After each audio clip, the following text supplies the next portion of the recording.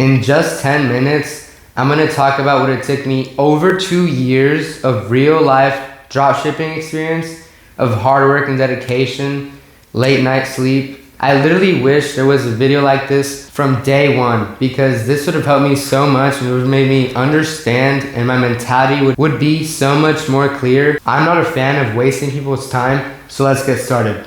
The first thing I want to talk about is you need an unfair advantage to make this work and to make the big money. A lot of people might disagree with me, but I truly believe you need an unfair advantage in one way or the other. This is a simple example. Let's say your competitors are running this specific product in the United States. In what planet do you believe you're going to make more money than your competitors, or you're going to make any money at all than your competitors if you're doing exactly the same thing and you have no advantages? You see, what I do and what you should be doing is getting their whole setup and taking it to another country, another market. So now you have the advantage. You have no competitors. Let's say, for example, Germany. Instead of US, you choose Germany.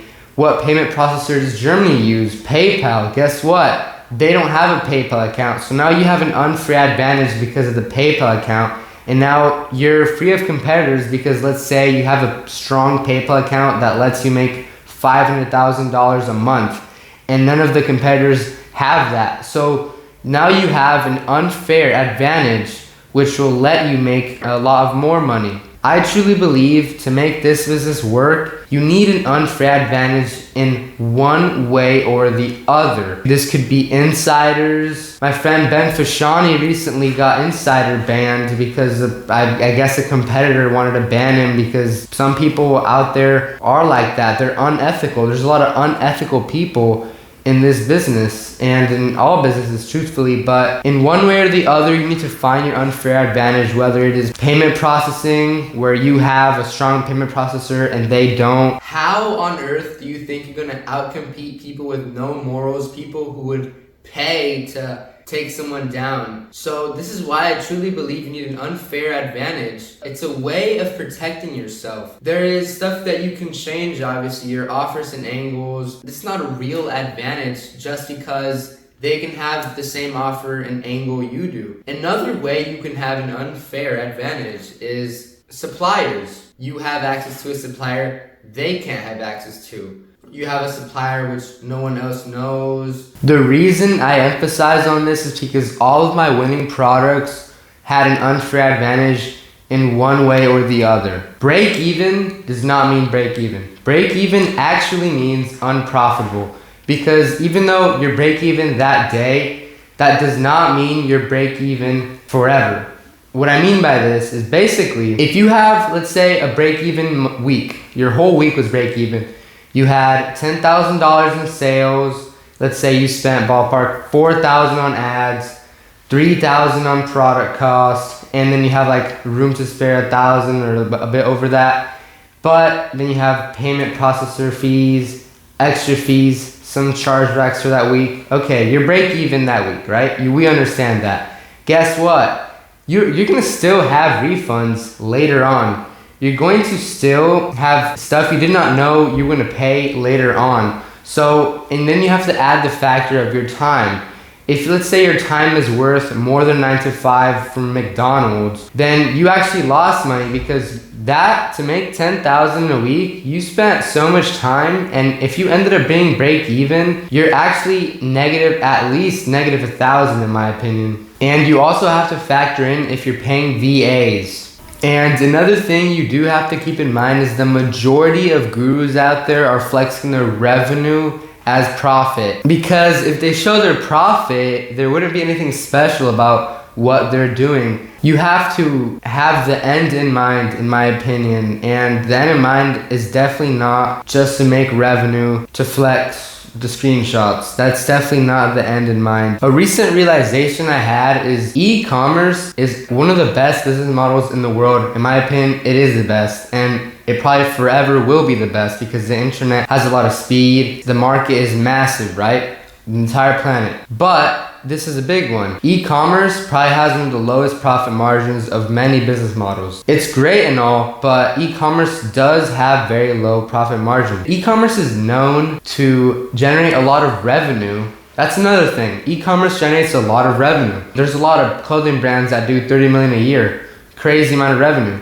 But the profit margin is actually not that high. And this is okay. This is how businesses work. You're going to be spending so much money left and right. The money comes in, cash flow, and it also leaves you. It's very, very easy to have a business generating a lot of revenue, getting excited for the Shopify notifications, getting excited for the dashboard that you see the revenue they did, $1,000 a day light work, but then you sit down and do your P&Ls and it's not that much money. A good businessman knows how to increase their profit margin and actually use their cash flow to increase their profit margin. This is an issue I had before in the past where all I did was have a bunch of revenue. I was doing $1,000, $2,000, $3,000, $4,000 a day. My profit margin was good some days, but then mean reversion, then some days were negative. And then when I sit down and I do my P&Ls, to be honest, the profit margin was sometimes none. And to be honest, the reason I'm in business is to make money and keep the money.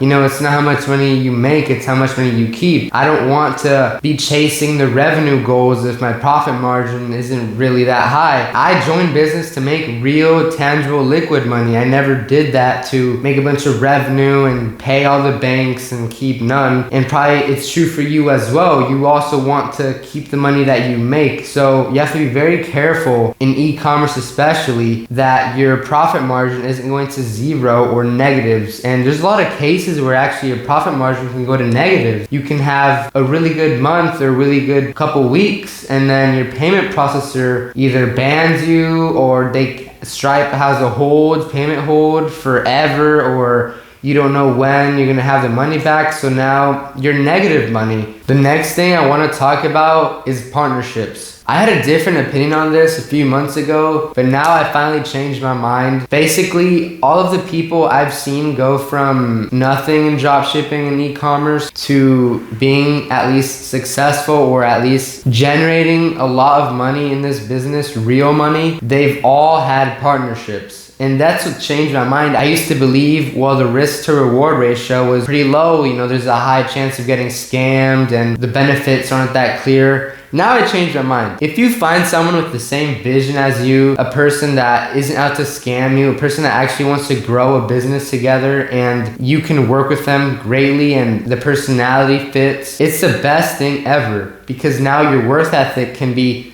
2x'd. Everything can be 2x'd. More ideas, more execution, you can look out for each other. I truly believe now partnerships are one of the best things you can do if you nail it. Honestly, if you find the right person, it's the best thing ever because I've seen at least 5 people, because of a good partnership, they became a lot more successful in this business. Now, there is a lot of nightmare stories where, and this is actually just as common or more common, is where the partner scams the other partner. And it's a sad reality of this world that people are literally willing to scam each other for some money and they're not thinking of making the pie bigger and split off a bigger pie. A lot of the successful dropshippers have a partner, in my opinion. Now, you may be asking, well, how do you get a really good partner? Networking. That's exactly the next thing I want to talk about. Real networking is either you're so useful, you know a lot of people, or everyone knows you. This could be with the personal brand that I'm doing now, or being useful literally means you have a skill set which nobody else has,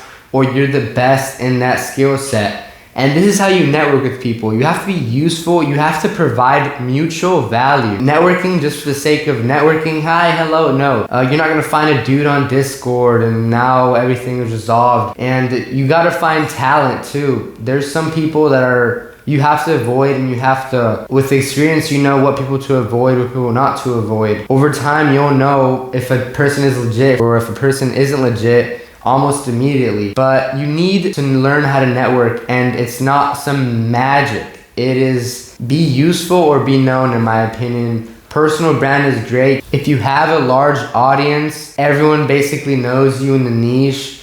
So this will allow you to network a lot easier because everyone knows your name through that personal brand. And then the other ways to be useful, if you have a skill set that's so good, people will pay a lot of money and you'll learn a lot of people that way. A lot of people are wasting each other's times just for the sake of networking because they're not providing mutual value. It can't be one person providing value and not the other one.